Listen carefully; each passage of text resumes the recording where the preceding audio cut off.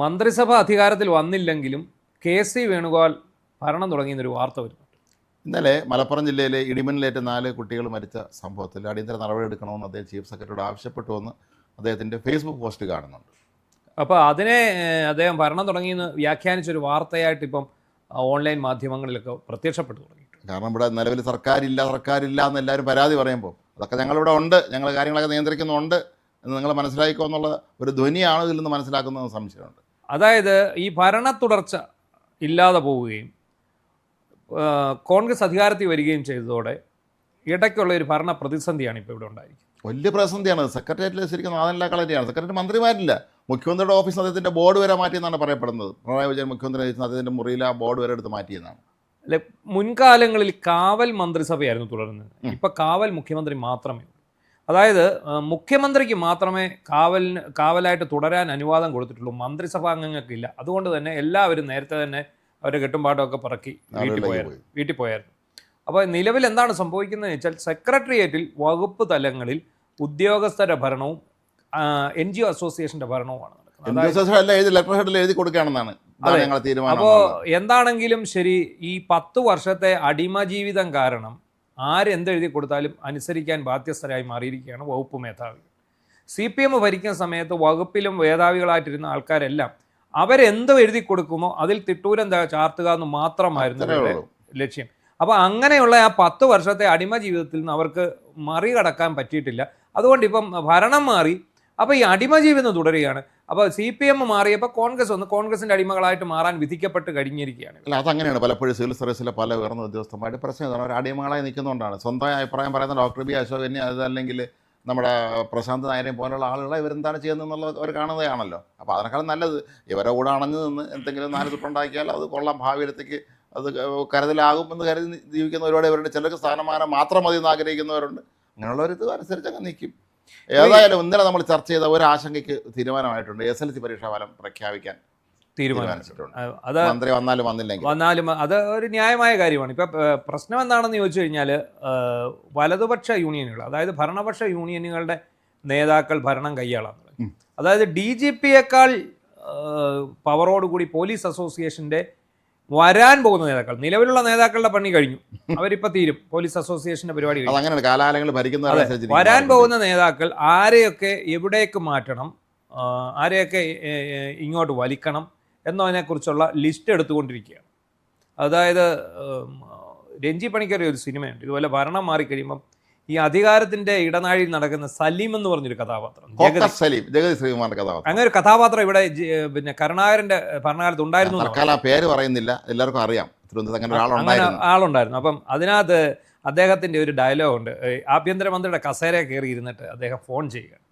അതായത് ഇടുക്കിയിൽ നിന്ന് ഒരു CIA ഇങ്ങോട്ടും ഇവിടുന്ന് ഒരു CIA അങ്ങോട്ടും വിട്ടര്, ആ അപ്പുറത്തെ CIA എടുത്ത് ഇങ്ങോട്ട് തട്ടിക്കോ, അവിടെ നിങ്ങൾ സർക്കിൾ അല്ലേ, ഒന്ന് സർക്കിൾ അടിക്കട്ടെ എന്ന് പറയാം. അപ്പം എന്ന് പറഞ്ഞതുപോലെയാണ് ഇപ്പോൾ ഈ സർക്കിൾ അടിച്ചുകൊണ്ടിരിക്കുകയാണ് ഇവർ. അതായത് ഭരണപക്ഷ യൂണിയനിൽപ്പെട്ട അവർ തീരുമാനിക്കുകയാണ് നിങ്ങളെ എവിടെ നിൽക്കണം, എന്ത് ചെയ്യണം എന്നുള്ളത് അവർ തീരുമാനിച്ചുകൊണ്ടിരിക്കുകയാണ്. അപ്പോൾ അതിനിടയിലാണ് ഇന്നലെ ദൗർഭാഗ്യകരമായൊരു സംഭവമാണ് മലപ്പുറത്ത് 4 കുട്ടികൾ. അതിൽ 2 പേരുടെ നില ഗുരുതരവുമാണ്. അപ്പോൾ ഈ ഭരണമില്ലാത്തതിൻ്റെ പ്രശ്നമാണ് ഇപ്പോൾ കാണുന്നത്. അല്ല, നമുക്ക് അങ്ങനെ സംഭവിക്കാതിരിക്കട്ടെ നമുക്ക് പറയാം. എന്തായാലും കേരളത്തിൽ 2018 വന്നാൽ ഒരു വെള്ളപ്പൊക്കം അങ്ങനെ വന്നുള്ള അവസ്ഥ എന്തായിരിക്കും? ഇവിടെ ആരെങ്കിലും ഉണ്ടോ കാര്യങ്ങൾ നോക്കാൻ? ക്യാപ്റ്റൻ കാവൽക്കാരനായി പോയി, ഇനി ക്യാപ്റ്റൻ വരേണ്ട കാര്യം. അത് മാത്രമല്ല, ക്യാപ്റ്റൻ ഇല്ലല്ലോ, ക്യാപ്റ്റൻ ഇല്ല, ജനം ഇറങ്ങിപ്പോക്കോ എന്ന് പറഞ്ഞ് ഇറക്കി വിട്ടതാണ്. അങ്ങനെയുള്ള ഒരാൾ വരത്തില്ല. പക്ഷേ അപ്പോൾ ഇതിങ്ങനെ വന്നപ്പോൾ ഇതാരെങ്കിലും ഒന്ന് പറയണ്ടേ? അപ്പോൾ KC വേണുഗോപാൽ പറഞ്ഞതായിരിക്കാം. അതായത് ഈ ദുരന്തത്തിൽ മിന്നലേറ്റ് മരിച്ച കുട്ടികളുടെ ദുരന്തത്തിൽ അവർക്ക് അടിയന്തരമായിട്ട് ധനസഹായവും മറ്റ് സഹായവും എത്തിക്കണം എന്ന് ചീഫ് സെക്രട്ടറിയോട് അദ്ദേഹം ഫേസ്ബുക്ക് പോസ്റ്റിലൂടെയാണ് ആവശ്യപ്പെട്ടിരിക്കുന്നത്. പക്ഷേ അതിപ്പോൾ നമുക്ക് പറയാം, ഒരു കാര്യം പറയാം, കോൺഗ്രസിലെ ഒരു മുതിർന്ന നേതാവ്, പോരെങ്കിൽ ഒരു MP ആണ്. അപ്പോൾ അദ്ദേഹം മുഖ്യമന്ത്രി എന്നുള്ള പവറോ അല്ലെ വരാൻ പോകുന്ന മുഖ്യമന്ത്രിയാണോ ഇല്ലേ അതൊന്നും അല്ല അതിനകത്ത് വിഷയം. അങ്ങനെ പറയാൻ ഒരാൾ ഉണ്ടായി എന്നുള്ളതാണ് അതിനകത്ത് ഒരു കാര്യം. അതിപ്പോൾ പറഞ്ഞില്ലെങ്കിൽ സർക്കാർ പഠിച്ചു നിൽക്കും.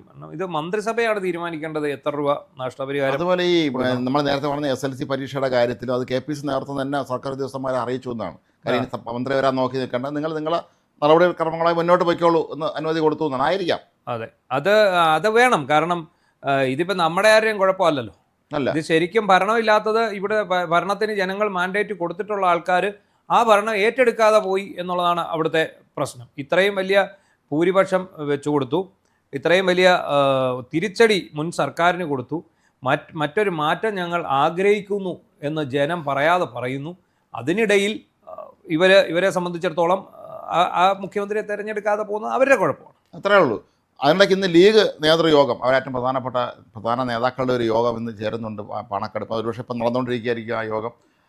അതിലും അവർ അക്കാര്യത്തിൽ ഈ മന്ത്രിസഭാ രൂപീകരണം ഇങ്ങനെ നീണ്ടു പോകുന്ന കാര്യത്തിൽ അവരുടെ ഉത്കണ്ഠ പ്രകടിപ്പിക്കുക എന്നുള്ള കാര്യം ഉറപ്പാണ്.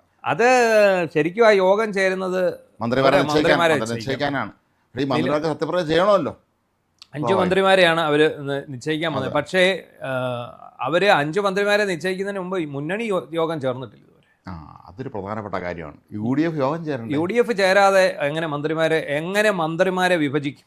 മുഖ്യമന്ത്രിയെ തിരഞ്ഞെടുക്കുന്ന കാര്യത്തിൽ പോലും മന്ത്രിമാരെ എങ്ങനെ തീരുമാനിക്കും? അപ്പം മുഖ്യമന്ത്രിയായി സത്യപ്രതിജ്ഞ ചെയ്യുന്നു. മുഖ്യമന്ത്രിയുടെ സത്യപ്രതിജ്ഞയ്ക്കൊപ്പം ഘടകകക്ഷിയുടെ നേതാക്കളെയൊക്കെ ചെയ്യണമെങ്കിൽ ഇപ്പം മുഖ്യമന്ത്രിയായിട്ട് ഇന്നിപ്പം രമേശ് ചെന്നിത്തലയോ KC വേണുഗോപാലിനെയോ തീരുമാനിക്കും. കാരണം ഇവർ രണ്ടിൽ ആരെങ്കിലും ഒരാളായിരിക്കും. അപ്പോൾ അതിനകത്ത് പിന്നെ വരാൻ പോകുന്നത് എന്താണ്? ഇവർ സത്യപ്രതിജ്ഞ.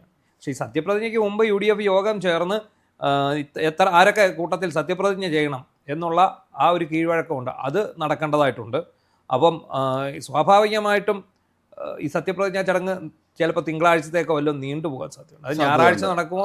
എനിക്ക് തോന്നുന്നത് ആദ്യം പറഞ്ഞ പോലെ മുഖ്യമന്ത്രിയും ഘടകകക്ഷി നേതാക്കളും സത്യപ്രതിജ്ഞ ചെയ്യുക, പിന്നീട് അടുത്ത ഘട്ടമായിട്ട് മന്ത്രിസഭാ വികസനം, സമഗ്ര വികസനം അടുത്ത ആഴ്ചയെങ്ങാനും സംഭവിക്കും. ഏകകക്ഷി നേതാക്കൾ മുഖ്യമന്ത്രിയുടെ കൂടെ സത്യപ്രതിജ്ഞ ചെയ്യുന്നതിന് കുഴപ്പമില്ല. ഇപ്പം Anoop Jacob, CP John, Kunhalikutty അങ്ങനെ നിയമസഭാ കക്ഷി നേതാവായിട്ട് വരുന്ന ഷിബു ബേബി ജോൺ അങ്ങനെ കുറച്ചുപേര് സത്യപ്രതിജ്ഞ ചെയ്ത് മന്ത്രിമാരായിട്ട് മാറും. അപ്പോൾ എന്തായാലും ഈ ഭരണമില്ലാത്തതിൻ്റെ ഒരു ബുദ്ധിമുട്ടാണ്. അതുകൊണ്ട് തന്നെയാണ് ഫേസ്ബുക്ക് പോസ്റ്റ്, KC വേണുഗോപാലിൻ്റെ ഫേസ്ബുക്ക് പോസ്റ്റ് പോലും അദ്ദേഹം സൂപ്പർ മുഖ്യമന്ത്രി ചമയുന്നു എന്നുള്ള തരത്തിലേക്ക് വ്യാഖ്യാനിക്കപ്പെട്ടത്. അങ്ങനെ സത്യം പറഞ്ഞാൽ ഒരാളെങ്കിലും ഇടപെട്ട നല്ല കാര്യമാണെന്ന് എനിക്ക് തോന്നുന്നത്. കാരണം അല്ലെങ്കിൽ ഉദ്യോഗസ്ഥന്മാരെ ഇഷ്ടമായിരിക്കും, അവരെ മിണ്ടായിരുന്നാൽ അവരിതൊന്നും സംഭവിച്ചിട്ട് ഞങ്ങളിത് കണ്ടില്ല എന്ന് നടിച്ചിരുന്നുള്ള അവസ്ഥ ആലോചിച്ച് നോക്കും. അതെ, അത് പറയാനുള്ള ഒരാൾ, നിയുക്ത മുഖ്യമന്ത്രി എന്ന് പറയണ്ട, നിലവിലെ MP, ഒരു മുതിർന്ന നേതാവ്, ഭരിക്കാൻ പോകുന്ന മുന്നണിയുടെ മുതിർന്ന നേതാവ്, ജനപ്രതിനിധിക്ക് ആവശ്യപ്പെടാം. ആവശ്യപ്പെട്ടിട്ടേ ഉള്ളൂ. നിർദ്ദേശമെന്ന് നമുക്ക് പറയാൻ കഴിയില്ല. പക്ഷെ അതിനെ നിർദ്ദേശം എന്നുള്ള രീതിയിൽ വളച്ചൊടിച്ചു.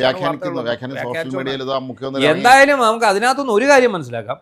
ഇപ്പൊ സംസ്ഥാനത്ത് നിലനിൽക്കുന്ന സാഹചര്യത്തിന്റെ ആ ദയനീയ അവസ്ഥയുടെ ഒരു നേർചിത്രമാണ് ഈ ഒരു സംഭവം. ഈ രാവിലെ ഞാനിങ്ങോട്ട് വരുന്ന വഴിക്ക് CP ജോണിന്റെ ഇന്ന് എനിക്ക് തോന്നുന്നു അദ്ദേഹം ഈ പിന്നെ വോട്ടർമാരെ കാണാനുള്ള തുറന്ന വാഹനത്തിൽ സഞ്ചരിക്കുന്ന വാഹനം തയ്യാറാക്കി അവിടെ നിൽക്കുന്നുണ്ട്. ഇന്ന് ഇറങ്ങുന്നുണ്ട്. എന്താണ് ഇനി എന്താ അവസ്ഥയെന്ന് അറിഞ്ഞുകൂടാ. കഴിഞ്ഞ ദിവസം എൻ്റെ അടുത്തൊരു സുഹൃത്ത് പറഞ്ഞത് ഈ UDFന്റെ നേതാക്കന്മാർ ഇപ്പം പലയിടത്തും തടഞ്ഞു നിർത്തി എന്ന് പറയുന്നുണ്ട്. തടഞ്ഞ് കോൺഗ്രസ്സുകാരല്ല, UDFകാരല്ല എന്നല്ല, പലയിടത്തും CPM-കാരാണ്. മറ്റേ ഫ്ലക്സ് കൊണ്ട് വെച്ചതുപോലെ അവർ തന്നെയാണ് ഇറങ്ങി പുറപ്പെട്ടുള്ളതെന്നാണ്. എന്തുകൊണ്ട് നിങ്ങൾ മുഖ്യമന്ത്രി എടുക്കുന്നില്ല എന്ന് പറഞ്ഞ് വേണം വെക്കുന്നു. അല്ല, അവർക്ക് ചോദിക്കാൻ അധികാരമുണ്ട്. അതെ, അവർ വോട്ടർമാരാണ്. അവർ പറയാണ് ഞങ്ങൾ ഈ പാർട്ടി വോട്ട് ചെയ്ത ആളാ അല്ലെന്ന് നമുക്ക് പറയാൻ പറ്റില്ല. രഹസ്യ വോട്ടെടുപ്പല്ലേ. അതെ, മാത്രമല്ല ഈ പിണറായി അടിച്ച് ഓടിച്ചിട്ട് 5 മിനിറ്റ് 5 മിനിറ്റ് മുമ്പേ CPM-കാരൻ അങ്ങനെ പറയുമ്പോൾ നടപടി എടുക്കേണ്ടത് CPM-കാരാ. ഞങ്ങൾ ഈ പാർട്ടി വോട്ട് ചെയ്താണെന്ന് പറയുമ്പോൾ CPM-കാർ വേണം നടപടി എടുക്കുക. കാരണം ഞങ്ങളുടെ കൂടെ നിന്നേച്ച് നീ അപ്പുറത്ത് പോയി. എനിക്ക് തോന്നുന്നു ഇനി മൊത്തം ഡബിൾ റോൾ ആയിരിക്കുമല്ലോ. ഇനിയിപ്പോൾ എല്ലാവരും ഇങ്ങോട്ട് ചാടാനും അങ്ങോട്ട് ചാട്ടമൊക്കെ ആയിരിക്കും. അതെ, ഇനിയും വരും. കാരണം കപ്പലിൽ നിന്ന് എല്ലാവരും കപ്പിത്താൻ പോയി. അതിൻ്റെ കൂടെ എല്ലാം വന്നോണ്ട് എന്താണെങ്കിൽ ശരി, ഇന്ന് മുഖ്യമന്ത്രി എത്തും എന്ന് കരുതുന്നു. ഇന്നെങ്കിലും എത്തിക്കണം. വടക്കേ സ്വാമി തേങ്ങ എന്നുള്ള നമ്മൾ കുറച്ചും കൂടെ പറഞ്ഞുകൊണ്ടിരിക്കുന്ന സംഭവം ഇന്നെങ്കിലും ഒന്ന് തേങ്ങ ഉടച്ചാൽ മതിയായിരുന്നു. അതല്ലെങ്കിൽ ആ മോശമാണിത്. കാരണം ഇത്രയും വലിയൊരു മാൻഡേറ്റ് നൽകി ജനങ്ങൾ അവരെ അധികാരത്തിലെത്തുമ്പോൾ ഞങ്ങൾക്കത് പറ്റില്ല, ഞങ്ങൾ തമ്മിലടിച്ചുകൊണ്ടിരിക്കുകയാണെന്ന് പറഞ്ഞാൽ ഇനി നാളെ അങ്ങോട്ട് മന്ത്രിമാരെ ചൊല്ലിയും KPC പ്രസിഡന്റിനെ ചൊല്ലിയും ഒക്കെ തന്നെ എന്തുമാത്രം ഗുസ്തി ഉണ്ടാവാൻ സാധ്യതയാണ് ഇത് വെച്ച് നോക്കുമ്പോൾ. ഒരു വളരെ ഈ ഹൈക്കമാൻഡ് ശക്തിയിലായതിൻ്റെ കുഴപ്പമാണ്. അവർ ശക്തമായിരുന്ന ഒരു ഹൈക്കമാൻഡ് ആയിരുന്നെങ്കിൽ അവർ തീരുമാനം എടുത്താണ് ഞങ്ങളെ തീരുമാനം. CPM-ൽ അങ്ങനെയല്ലേ.